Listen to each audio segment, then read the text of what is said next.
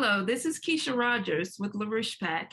And over the next coming weeks, we have special presentations we'd like to present to you on the ongoing economic crisis and the solutions that are absolutely needed to address these crises. As many of you know, the LaRouchePAC has been presenting our platform for bankrupting the Fed and replacing it with a third national bank. Many of you may ask, well, what would a third national bank actually invest in? What type of credit would go into projects that would be deemed the responsibility of a third national bank? What we want to do is, over the coming weeks, I'm going to engage in a number of discussions with some of my colleagues who've been taking up some of the questions around the economic development plans that are needed around the country. As many of you know, the United States, much of the United States is in a massive drought, and we are experiencing water crisis, food, energy crisis. So what's going to be required to address that in terms of the type of economic development programs that has been outlined by LaRouchePAC and by the late economist Lyndon LaRouche for many decades now. We've talked about great projects such as the North American Water and Power Alliance. We'll be touching on that throughout the course of our discussions.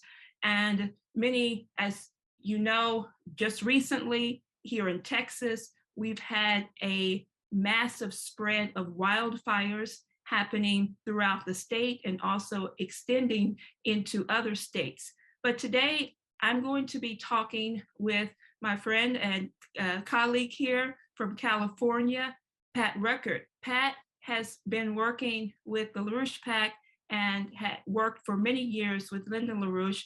He has done an enormous job and very fascinating job in his studies of looking at not just California, but the drought crisis and water management across the country.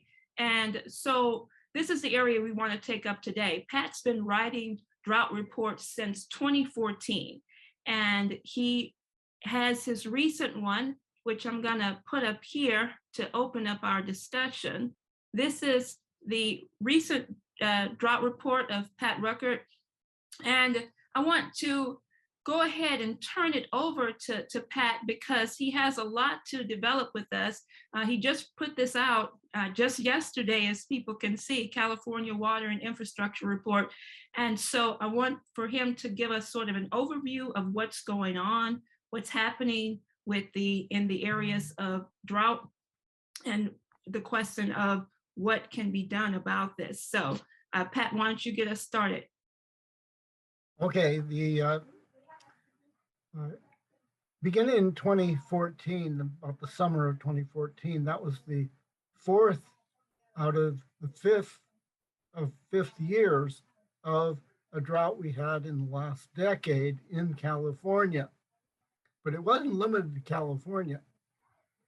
The Colorado River Basin, which is a major water source for about 7 southwestern states, has been in drought since 2020. And it's almost officially called a mega drought. Mega drought is usually at least 20 years, if not 30 years, where the soil dries out, the precipitation effectively stops, the snowpack either melts away more quickly or doesn't come into being at all during the winter times. And with the Colorado River, which I'll come back to in a little while, people should know that 4 million people depend upon the water of the Colorado River, and somewhere around 6 to 8 million people depend upon the electricity produced by Parker Dam and Hoover Dam, which behind both are the 2 largest reservoirs in the country. right? So we'll come back to that, but let's look at, to begin with, the drought from nationally from 1 year ago. Okay, that's March 23rd, Oh, 2021. And then now we have March 22nd, 2022. This is the current map. And you can see that the contrasting the two maps, that drought has spread to 60% or maybe a little more of the country. okay. And the darkest coloring there is called exceptional drought. That is the highest category of drought that is actually indicated by the U.S. Drought Monitor, which puts out these maps for each state and the entire country each week. So if we move now to the California map, the first one, this is in December, late December, California received record rainfall and snowfall. In the Tahoe region, right on the eastern border of California, 18 feet of snow fell in the Sierra Nevada mountain range in 2 days, right? So this is early January map of California that indicates that the severe drought dominates the drought situation in the state, but the entire state is in drought, which now is the 3rd year of this drought that we've been in. Now, if we look at the current map of California, that is March 22nd, contrasted to the map we just saw, extreme drought has dramatically increased. In fact, 2 weeks ago, 13% of the state was in extreme drought. This week, 2 weeks later, that is 39% of the state is now in extreme drought. In the drought we had 10 years ago, I think it was in the 4th year of the drought, almost half of the state was in exceptional drought. And I'm sure since we've now left the rainy season in California, that we will begin to see exceptional drought begin to dominate the categories of the state. Now, what we want to do is back up a little bit. And we put up the next slide. This is a book review I wrote 8 years ago. Are we controlled by the whims of nature, or will we create our future? And this is the book review of The West Without Water: What Past Floods, Droughts, and Other Climatic Clues Tell Us About Tomorrow. This is written by 2 paleoclimatologists at the University of California. Now, paleoclimatologists study the history of climate going back thousands of years. And their tools are many, but one of the main tools is tree rings, that when each year the measure of tree growth is indicated by a cycle of circles of rings that if you cut down the tree, you can see them all. Right?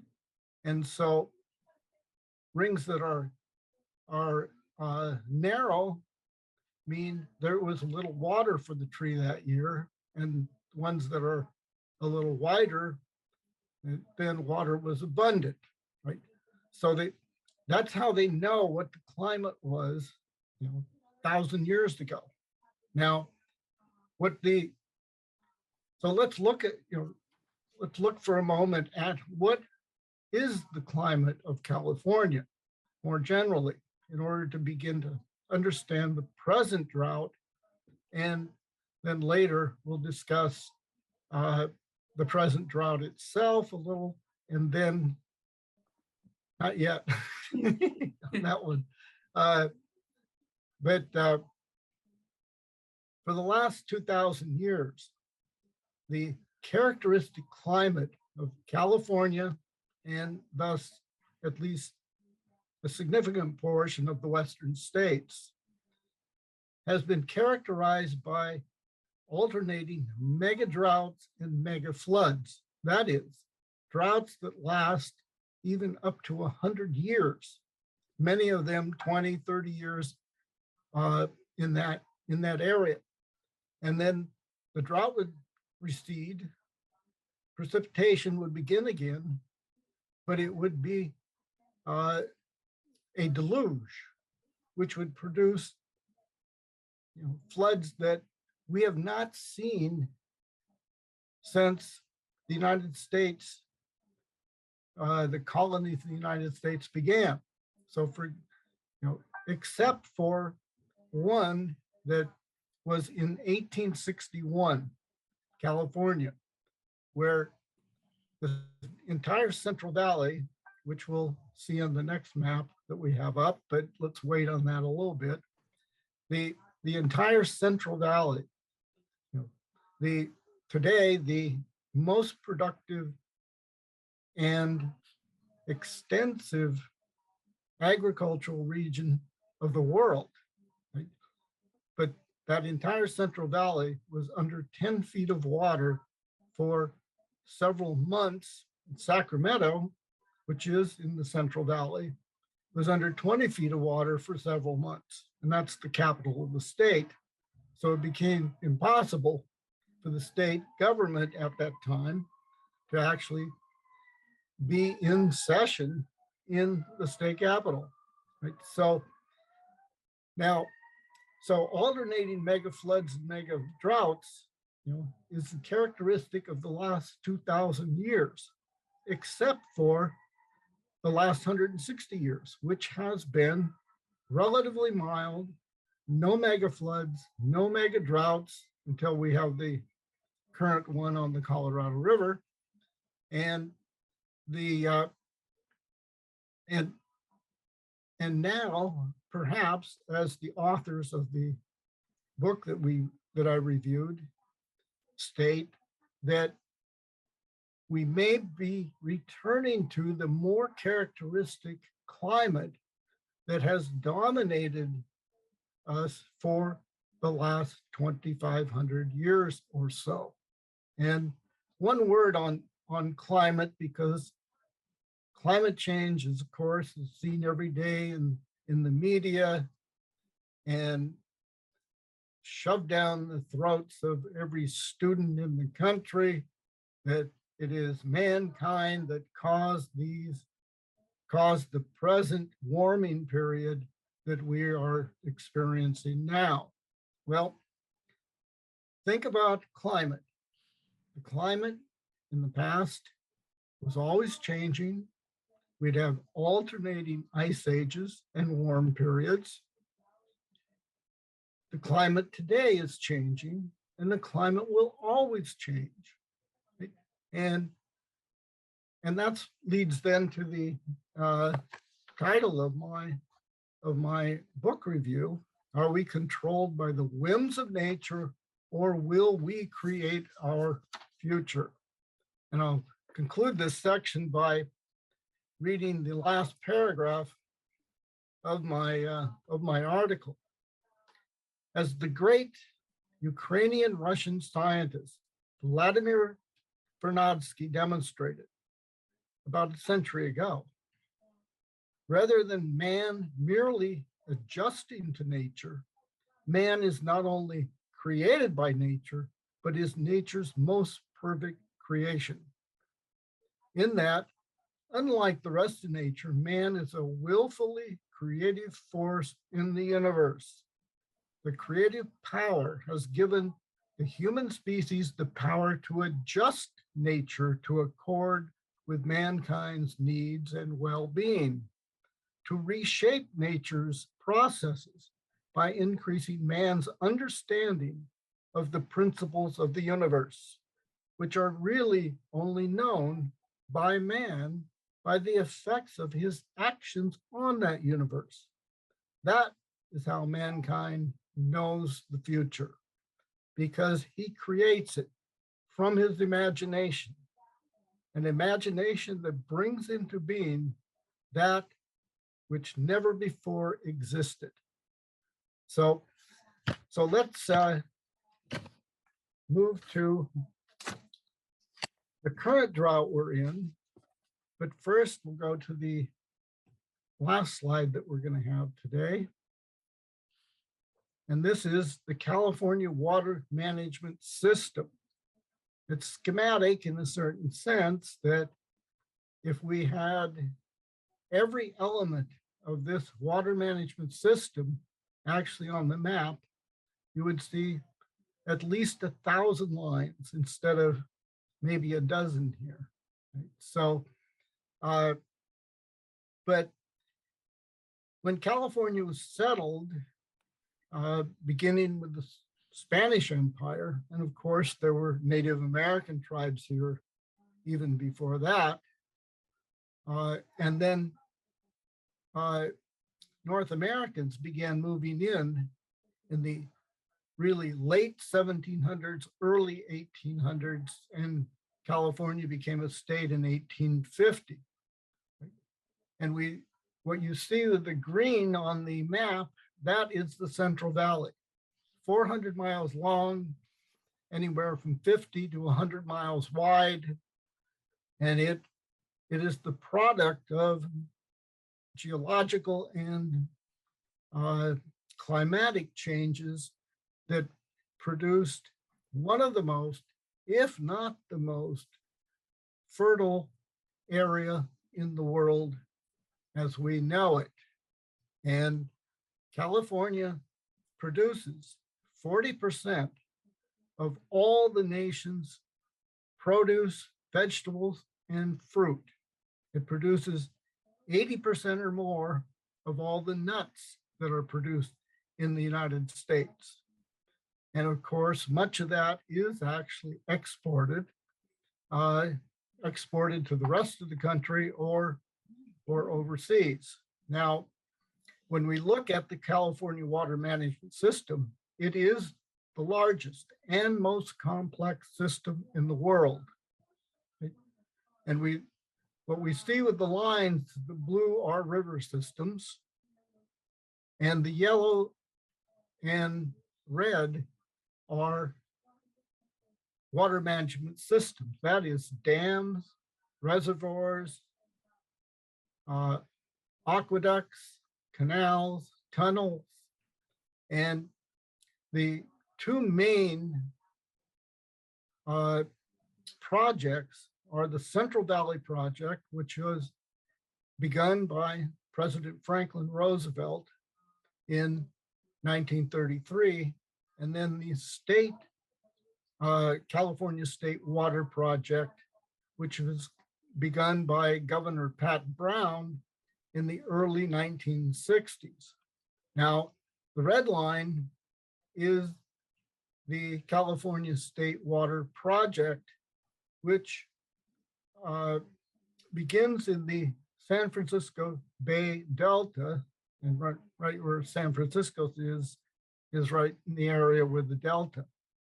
And there's 5 rivers that feed into the Delta, and water from those 5 rivers go into the Central Valley Project aqueducts and the State Water Project aqueducts. The Central Valley Project aqueducts irrigate this farmland throughout the Central Valley. The State Water Project provides water to mostly cities, but also 1 million acres of farmland. Right? And you see how far the red goes. It goes all the way to San Diego. That project is 800 miles long, the longest water conveyance system that existed in human history until very recently, with the Chinese project of Move South Water North, which is much longer and much more and much bigger than the California State Water Project. Now, other projects, some older and some newer than those two main ones, include the Los Angeles Aqueduct, which is the green down towards Los Angeles on the map. That was completed in 1913 by the city engineer of Los Angeles, William Mulholland. And it is also unique. At the time it was completed, it was the eighth wonder of the world because it moves water 250 miles through the mountains, through the desert, and into Los Angeles with no pumping. Now that was a unique project.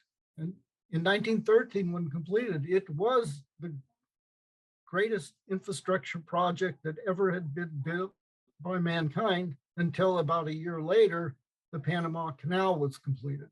Right?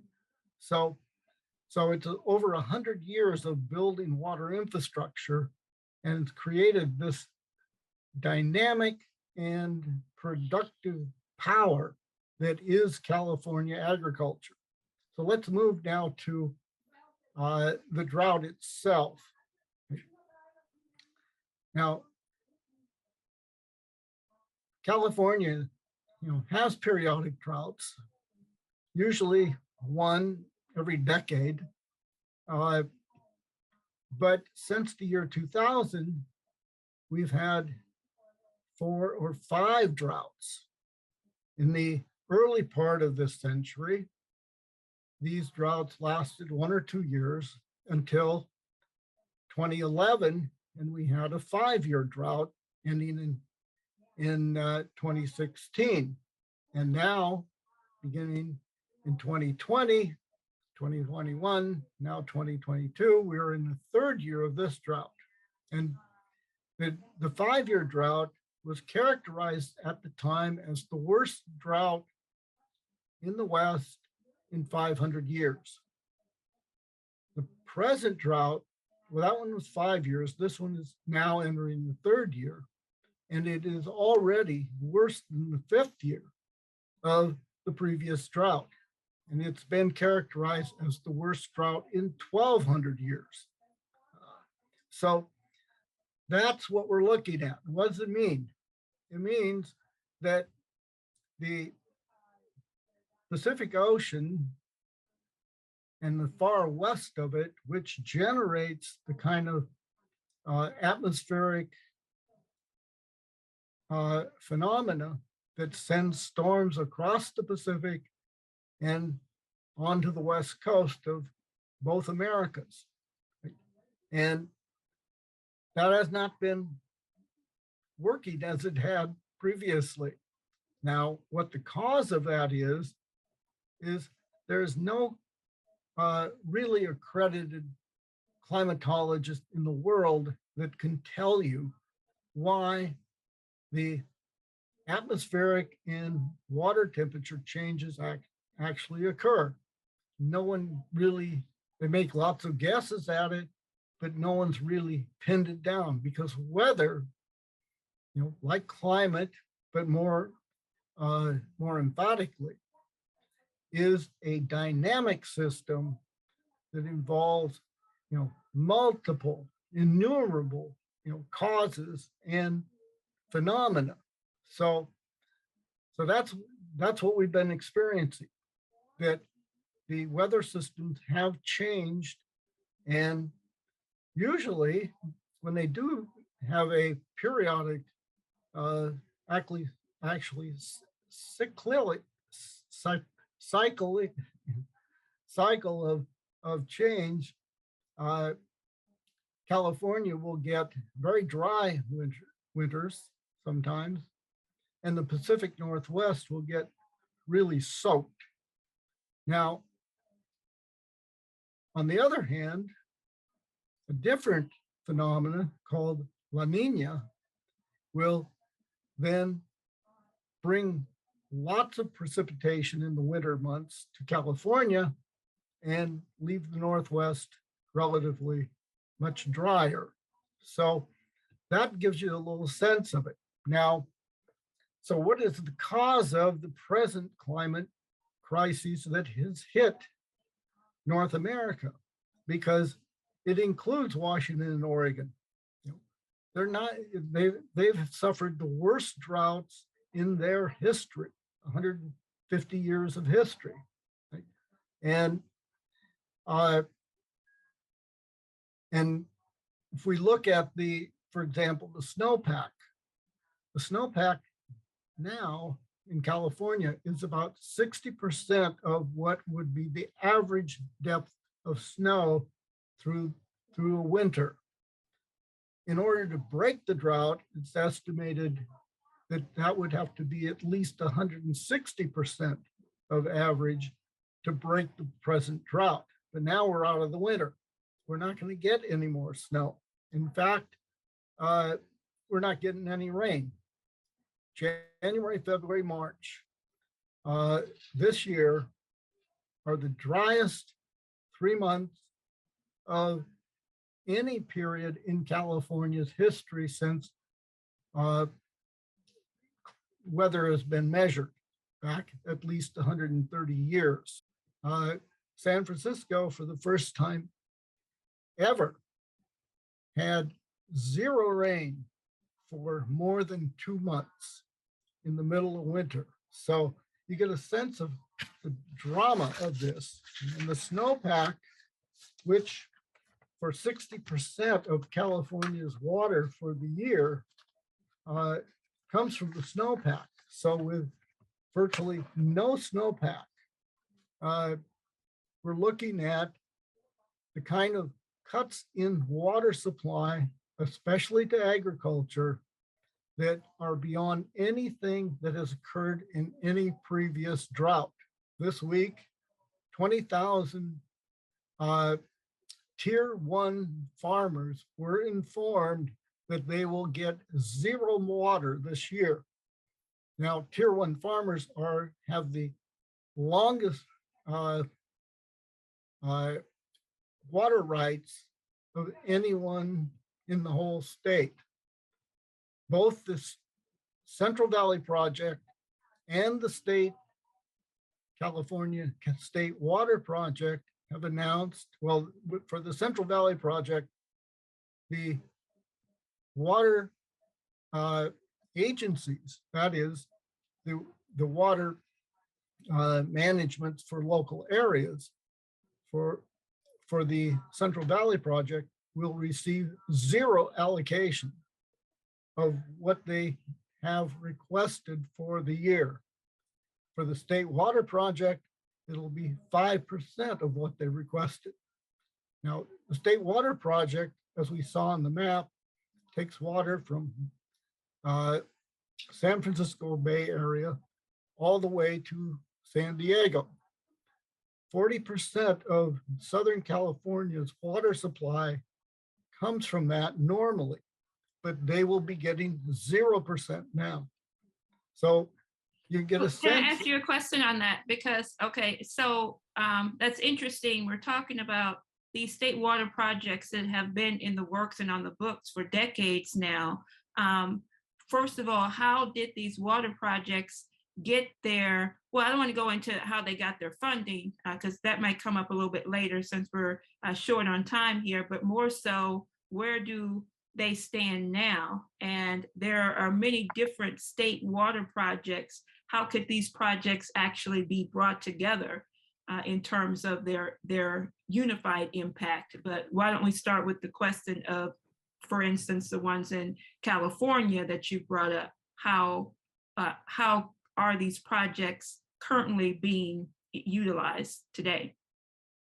Well, the unique with the California water management system is that it is the first, and as far as I know, outside of China, the only water management system in the world that closely coordinates the flow of water throughout the entire state, including multiple river systems. and the state is 800 miles long. So, and there's a whole mountain range that lies on the east side of the state, and the snow melts and rivers are created.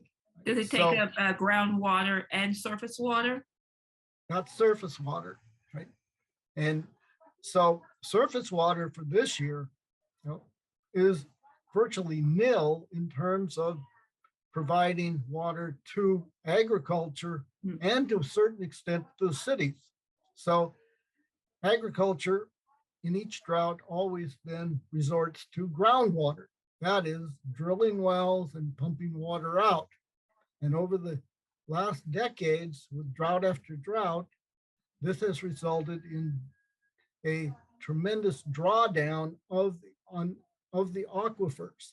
And thousands of wells have gone dry, both for individual homes or farms, and even small towns and cities have gone completely dry, hundreds of them.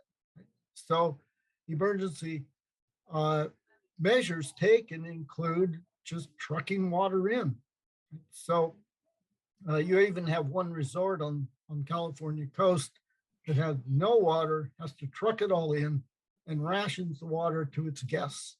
So you get a sense of the drama of this, especially as it becomes very personal, as people's wells go dry, and especially for farmers whose livelihood and their ability to produce farm is dramatically reduced. So the 5-year drought a decade ago, 500,000 acres were fallowed and tens of thousands of farm jobs were lost. This drought so far, it is probably a couple 100,000 acres, and I think it may go to 1 million acres this year that will be fallowed. And again, tens of thousands of farm jobs will be lost. So this is very dramatic and very serious. Now, when we look at the Colorado River mega drought, Lake Mead is down to about 25% of its capacity. Its production of electricity has fallen by 25%. The Lake Powell behind Glen Canyon Dam is similarly placed in terms of down to about 25% of capacity and a reduction of electricity. And this you last speak about Lake Shasta as well, one of the largest reservoirs, and how far it's dropped in one of your articles. Yeah, no, Lake Shasta is the heart of the Central Valley Project, on the Sacramento River. Right, it is the beginning of essentially both major projects, and it is the largest reservoir, holding about 4.5 million acre feet of water, and it is down to about 25% of capacity. And most likely, nothing will be released from Lake Shasta except enough to keep the Sacramento River flowing for the salmon that migrate and for water supplies in downstream communities. Now, so this is very dramatic. It's very, very destructive of the ability of the nation to produce food.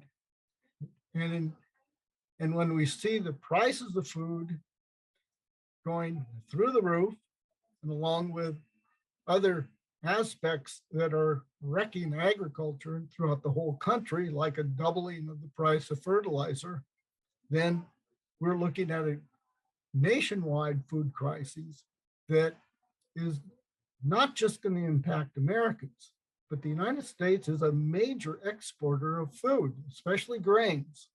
And the drought that has spread into the Midwest, in the second year of drought for some areas of the Midwest now, farmers are going to be hard put to be able to produce what they normally do in terms of output from the acreage they plant. So with that, let's let's maybe conclude with, what do we do about this? Well, so short term, there's not much can be done except emergency measures. Medium and long term, there is. We do have one desalination plant, one good sized desalination plant. There's several more that are much smaller. It's at Carlsbad, California, in San Diego County.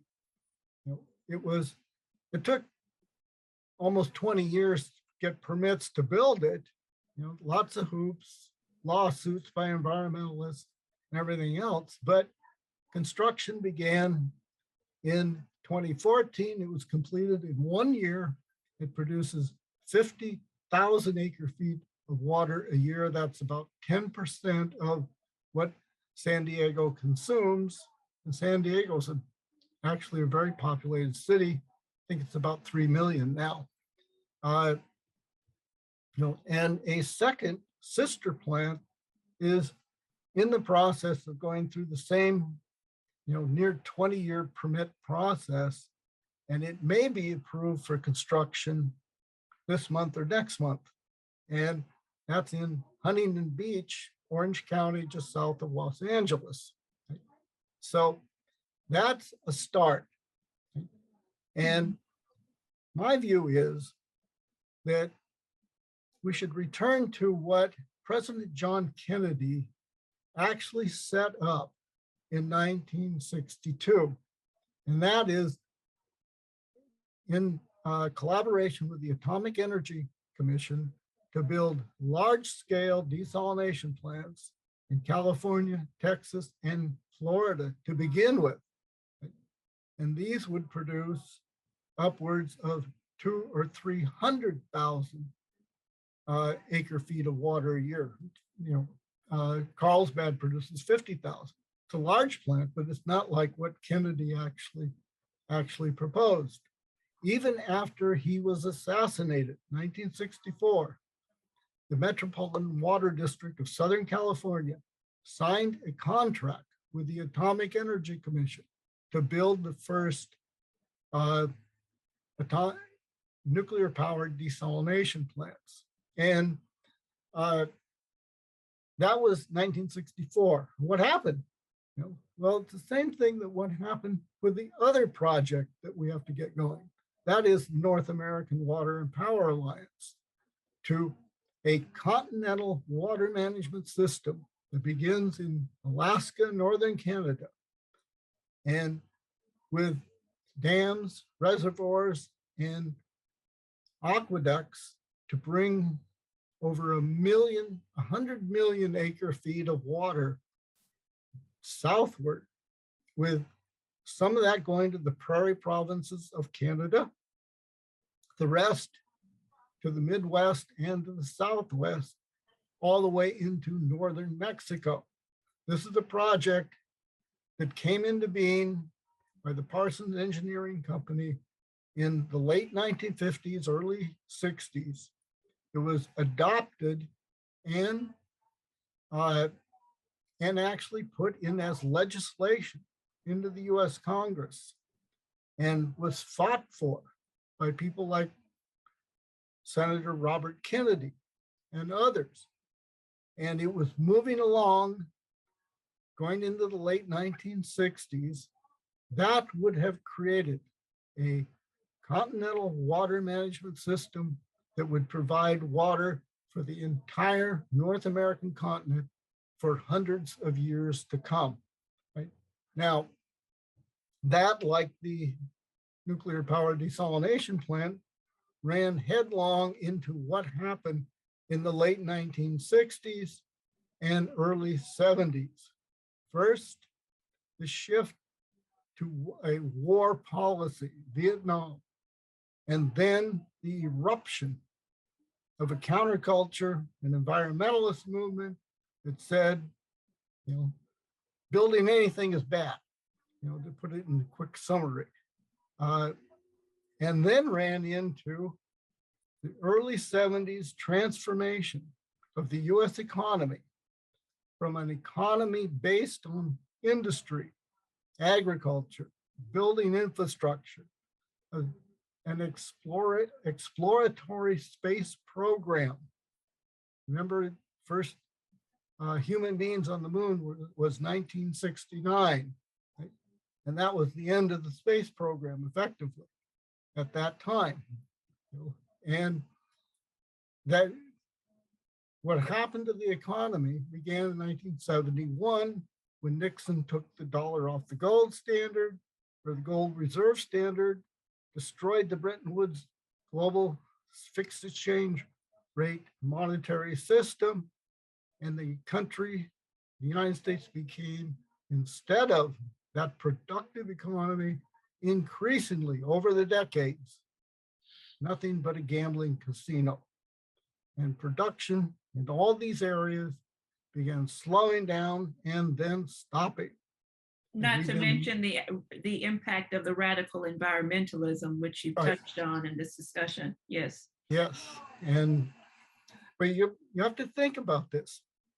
You know, what kind of leadership would tolerate this kind of transformation of what was the greatest productive economy in the world into a worthless gambling casino run by the Federal Reserve and the central bank system that has produced what we see around us today? And I don't need to describe that. I'm sure everybody viewing this is well aware of it. But what kind of leaders would do this? The leaders who built the California water management system were leaders who saw ahead, who would look 20, 30, 50 years ahead and say, what do our children and our grandchildren need tomorrow? Right? That's the way Franklin Roosevelt looked.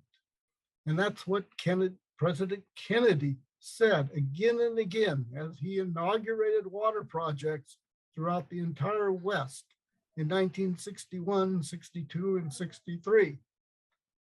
And what we have today are not leaders who would say, we have a crisis. We can see a crisis that would develop in 20 years. No, they are crisis managers. They are not crisis solvers. And in fact, you can find in universities now crisis management courses, but no crisis management solution courses. So when you look at the political leadership, and now after 50 years of this stuff, even the best of the water management community thinks the same way. Right? Oh, we have a crisis, we'll manage it. No one says, let's solve it. Well, we say, let's solve it. And I think that is what we can do if we carry out the first step. And that is get rid of the Federal Reserve, return to a national banking system, as Alexander Hamilton gave us more than 200 years ago, and Lincoln used, FDR used, not national banking, but pretty damn close to what it was, in their time.